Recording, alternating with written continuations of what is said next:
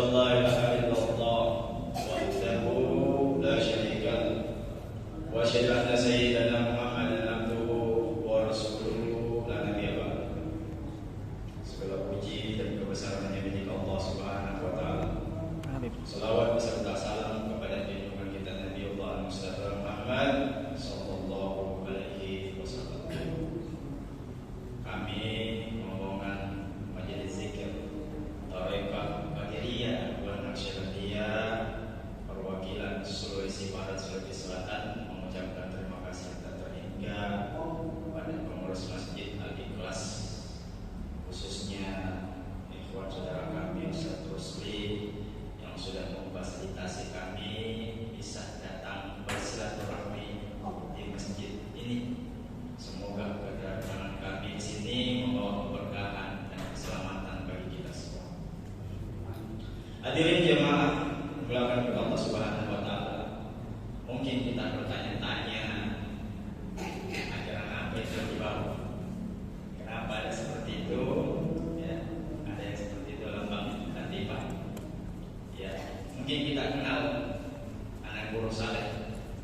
Kita mungkin kenal Ki Haji Muhammad Tahir Imam Labeyo, Syekh Yusuf Tadul Khalwati yang di bawah penyebar Islam di tanah Jawa, Syekh Abdul Manan di Salabose. Kenapa mereka sampai sekarang diziarahi? Kita hanya mengenal sosok mereka sebagai seorang penganjur Islam, sebagai seorang penyebar agama Islam, tapi kita tidak pernah menelisik apa yang mereka pelajari, apa yang mereka dalami, sehingga mereka menjadi kekasih-kekasih Allah Subhanahu wa taala.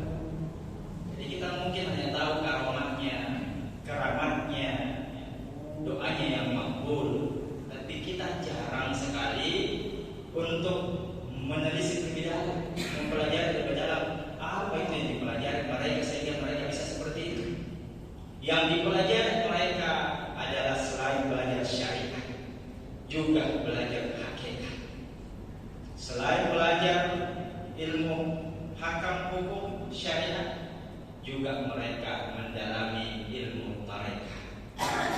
Kita bertanya, apa itu tarekat? Tarekat itu bermakna jalan, jalan yang tercepat menuju kepada Tuhan. Ya, kalau biasa kita Makassar, ya, kita pasti bisa ke Makassar semua ya. Biasa mau ke jalan tol dia cepat sampai. Kalamannya beli kartu tol, isi pulsa biar bisa lewat. Beginilah dengan agama kita. Kita juga ingin jalan pintas. Pasti ada jalan pintas menuju kepada Tuhan. Apa itu caranya? Yaitu metode tarekat. Jadi kita itu belajar agama itu harus melalui 4 hal, melalui 4 jalan: jalan syariat, jalan tarekat, jalan hakikat, dan jalan ma'rifat. Begitupun dengan hukum Islam.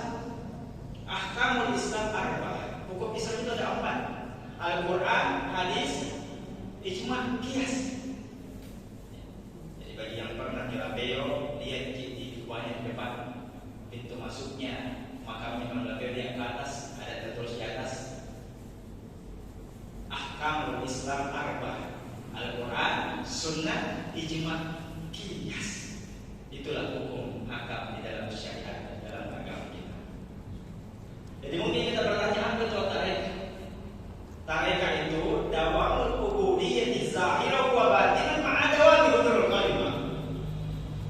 Mendawamkan, berkekalan, memperhambakan diri lahir dan batin kepada Allah, serta berkepanjangan, berkekalan, menghadirkan hati bersama Allah Subhanahu wa taala. Banyak di antara kita yang salat syariat tapi tidak salat secara hakikat. Banyak orang di antara kita perhatikan sembahyang ini, tapi tidak sembahyang batinnya. Makanya ada orang di luar sana sembahyang tapi kita tak punya seperti itu. Dia pulang pergi umrah, tapi pulang umrah begitu tinggi. Kenapa begitu? Karena tubuhnya yang sembahyang, batinnya tidak sembahyang. Ada orang yang berzikir, bertasbih, la ilaha illallah subhanallah, la haula wala quwwata illa billah dan lain sebagainya. Tetapi batinnya tidak berzikir. Kita menginginkan zikir lisan dan zikir qalbuta. Bukan hanya lisan yang berzikir, tapi batin juga berzikir. Makanya banyak di antara kita di luar sana, ya, mulutnya berzikir, tapi hatinya menggibah, memfitnah. Bagaimana caranya agar supaya hilang itu di dalam batinnya? Tidak ada cara lain kecuali harus menjalankan tarekat, kecuali harus belajar tarekat. Apa itu tarekat? As-sufi man safa qalbahu. Tarekat adalah, sufi adalah orang yang senantiasa membersihkan kalbunya. Banyak orang di luar sana yang bagus pakaiannya, bersih badannya, tetapi hatinya kotor. Banyak orang di luar sana. Si Mataraji beli pakaian, setiap bulan beli pakaian baru. Ada acara nikah, mulai dari ujung kaki sampai ujung rambut semuanya baru. Tapi tidak pernah memikirkan bagaimana di dalam ini bersih. Jadi banyak orang di antara di luar sana bersih pakaiannya, tapi kalbunya kotor. Bagaimana cara membersihkan kalbu? Rasulullah SAW pernah bersabda, "Inna likulli syai'in saqal." Sesungguhnya segala sesuatu ada pencucinya. Kalau mungkin mencuci pakaian, pakai sabun, rinso, daya, dan deterjen lain. Mungkin harumi pakai molto. Kita mau mandi pakai sabun Lifebuoy, sabun Lux dan seterusnya. Supaya bersih kita pakai odol berbagai merek. Seseorang supaya kinclong mukanya pakai MS Glow dan seterusnya. Bagaimana caranya wasaqalatil qulub agar hati kita itu bersih? Inna likulli syai'in saqala wa saqalatil qulub zikrullah. Dan pencuci hati adalah zikir kepada Allah Subhanahu wa taala. Zikir yang bagaimana? Timbul pertanyaan. Zikir yang bagaimana? Zikir yang mempunyai metode, zikir yang mempunyai sanad silsilah. Sekali saya katakan banyak orang berzikir tapi mulutnya tidak berzikir, kalbunya tidak berzikir. Ada orang yang sholat, tubuhnya yang sholat, jasadnya yang sebaik tapi rohnya tidak sholat. Banyak orang begitu. Jadi kita menginginkan sholat lahirna, sholat batinna. Kalau kita kembali kepada Tuhan, dua hal yang akan kembali. Jasad kita hancur kembali ke tanah dan roh kita kembali kepada Allah Subhanahu wa taala. Pertanyaannya, ketika roh kita kembali kepada Tuhan, tahu kita jalan pulang? Tahu kita jalan pulang? Saya yakin semuanya tidak tahu jalan pulang. Bagaimana caranya agar rohani kita bisa kembali kepada Tuhan, tahu jalannya, tidak tersesat? Maka harus bertarekat. Syekh Abdul Manan di Salabose, ulama tarekat. Yang dibilang Imam Labir, Kiai Muhammad Tahir, ulama tarekat. Syekh Yusuf Tajul Khalwatiyah, ulama tarekat. Para penyebar Islam di Jawa, Syekh Maghribi, Maulana Malik Ibrahim, Sunan Bonang, Sunan Kalijaga, Sunan Muria, Sunan Kudus, semuanya mereka adalah ulama tarekat, ulama tasawuf. Jadi apa yang salah dengan tasawuf? Tidak ada yang salah. Karena sumber agama itu ada tiga. Yang pertama adalah rukun Islam. Kita semua sudah Islam, tahu ini semua rukun Islam. Ada lima. Yang kedua adalah rukun iman. Tahu semua itu rukun iman itu ada enam. Iman kepada Allah, kitab-kitabnya, rasul-rasulnya dan seterusnya. Dan yang terakhir yang jarang kita pelajari adalah rukun ihsan. Apa itu rukun ihsan? Anta'budallah ka'annaka tarahu fa in lam takun tarahu fa innahu yaraka. Engkau menyembah Tuhan seakan-akan engkau melihatnya. Fa in lam takun tarahu fa innahu yaraka. Jika engkau tidak melihatnya, yakin bahwasanya Allah Maha melihat kita dimanapun kita berada. Aina ma takunu yudrikumullah walau kuntum fi burujin musyayyad. Sekalipun kita berada di dalam benteng yang kokoh, Allah melihat kita. Sekalipun kita berada di lubang semut sekalipun, lubang jarum sekalipun, Allah Maha melihat kita. Jadi yang menggunakan Allah Subhanahu wa taala. Jadi harus dipertahankan. Tidak cukup kalau hanya bersyariat saja. Seperti sembahyang di masjid, sudah sembahyang berdoa sudah selesai, tidak. Harus mendalam ilmu, mendalam agama. Tidak perlu dia harus mondok di pesantren berapa tahun-tahun, tidak sih. Tidak semestinya harus menghafal Al-Quran 30 juz baru bisa sampai kepada Tuhan, tidak. Yang penting rohani tak bisa tahu jalan pulang menuju Allah Subhanahu wa taala. Yang penting kita tahu bagaimana agar supaya khusyuk di dalam sembahyang. Khusyuk itu bukan dibuat-buat. Allah yang datangkan khusyuk. Tidak bisa dipura-pura khusyuk. Karena ada biasa orang pura-pura khusyuk angkat takbir Allahu Akbar, tapi tingkatannya melayang-layang. Makanya dikatakan bahwasanya orang yang sholat itu biasanya dikatakan dalam surat Al-Maun, alladzina yura'un an salatin sahun. Celakalah orang-orang yang sholat. Kenapa kita didoakan di dalam Al-Quran? Celaka orang-orang yang sholat. Yang mana celaka?